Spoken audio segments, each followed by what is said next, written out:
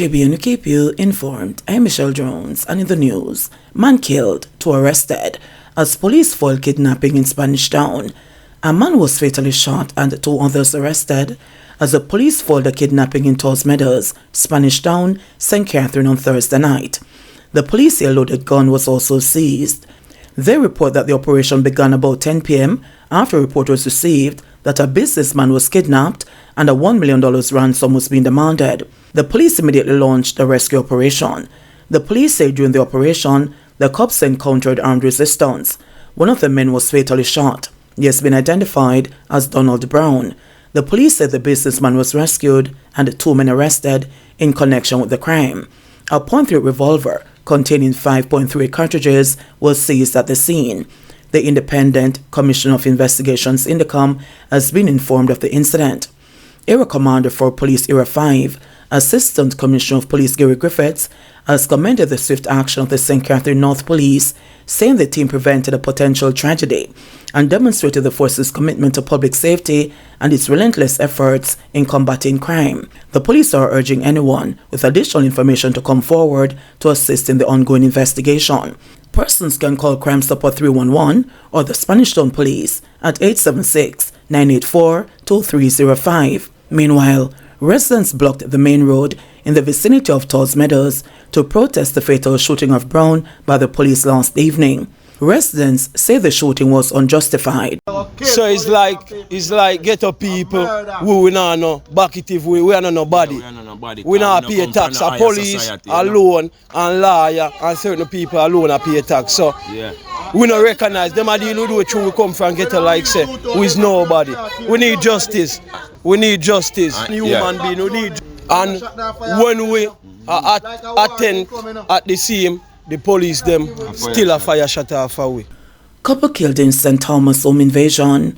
A couple was shot dead at their home at Newlands Road in Yallos, St. Thomas, on Thursday night. The deceased have been identified as 71-year-old Valin Strawn and his 70-year-old wife Elizabeth, both of Newlands, Yallos. Reports received indicate that around 8 p.m., residents heard explosions sounding like gunshots in the area and summoned the police. On arrival, lawmen saw the two bodies lying in the yard. Mrs. Strawn, the police said, was lying to the left side of a vehicle and was clad in a red and white floral dress and black slippers. Mr. Strawn was seen lying beside a concrete wall and was clad in a blue shirt, full-length blue jeans, and grey and burgundy shoes, the police said. A grey Toyota Axie was parked in the yard with the front passenger door opened. The grille to the house was opened with two open padlocks attached. Police said from information gathered, the couple lived alone at the house and regularly left and returned together. 3 spent casings were found after detectives processed the scene. Head of the Area 5 Police, Assistant Commissioner Gary Griffiths, said the police are still unsure of the motive for the attack. He appealed to residents with information to contact the police. The investigation is at its early stage.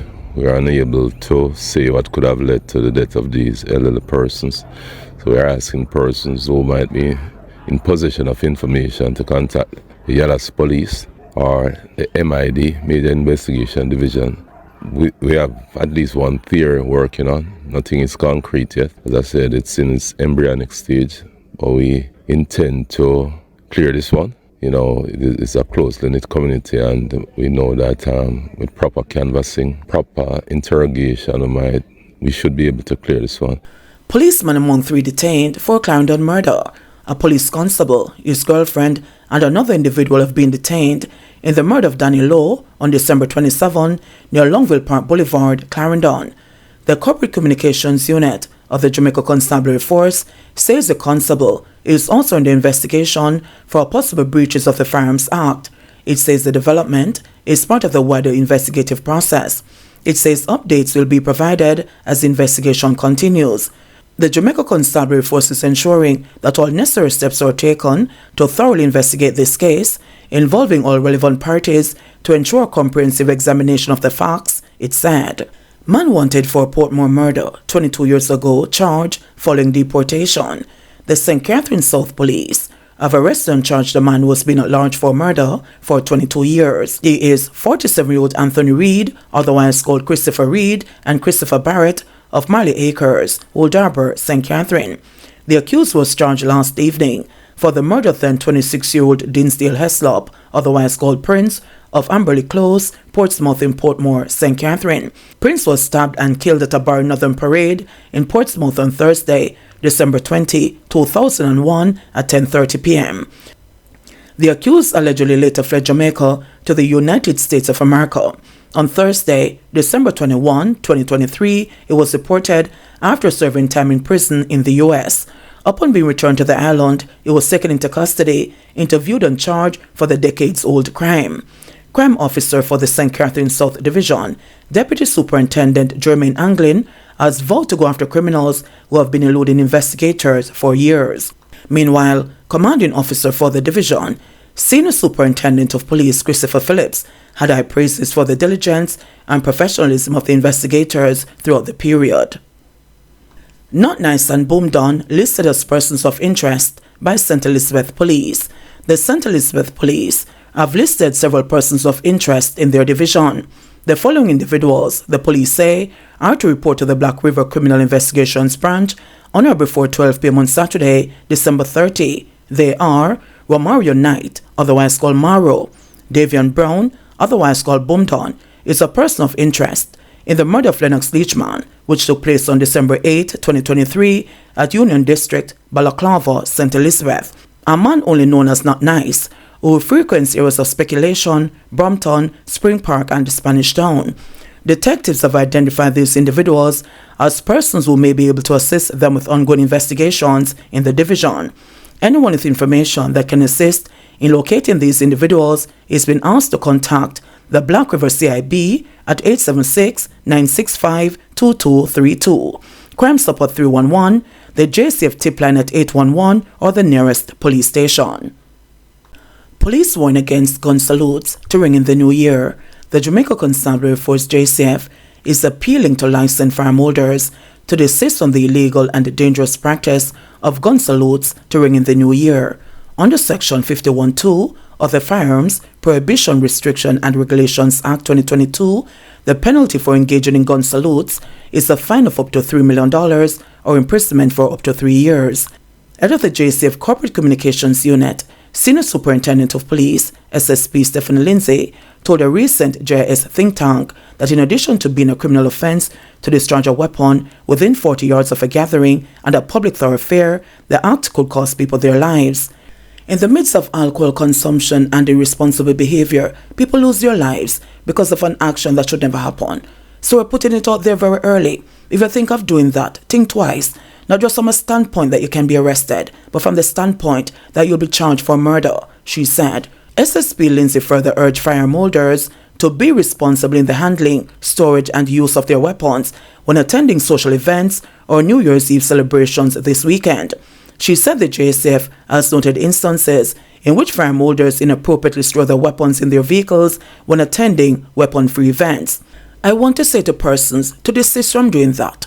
Do not leave your firearms in your vehicles.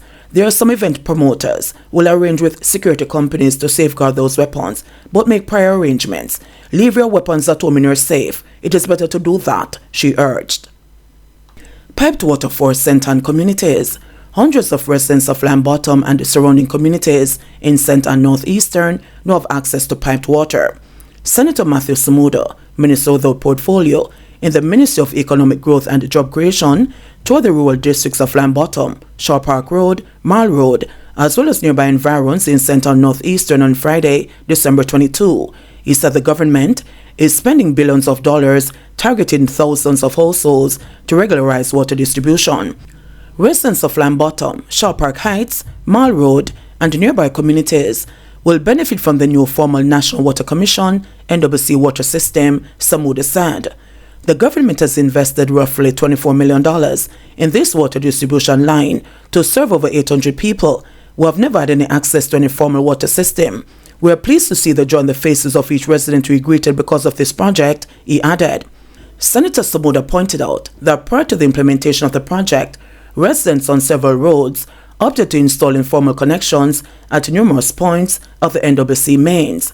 These individual lines, the minister said, extended several hundred feet to various houses adding that with the installation of new mains, the NWC can supply customers via designated pipeline while minimizing leaks and the potential for waste. Senator Sumuda said the government spent some $4 billion on water projects in the last fiscal year to benefit 200,000 people, noting that this year we are midway of $4 billion investment.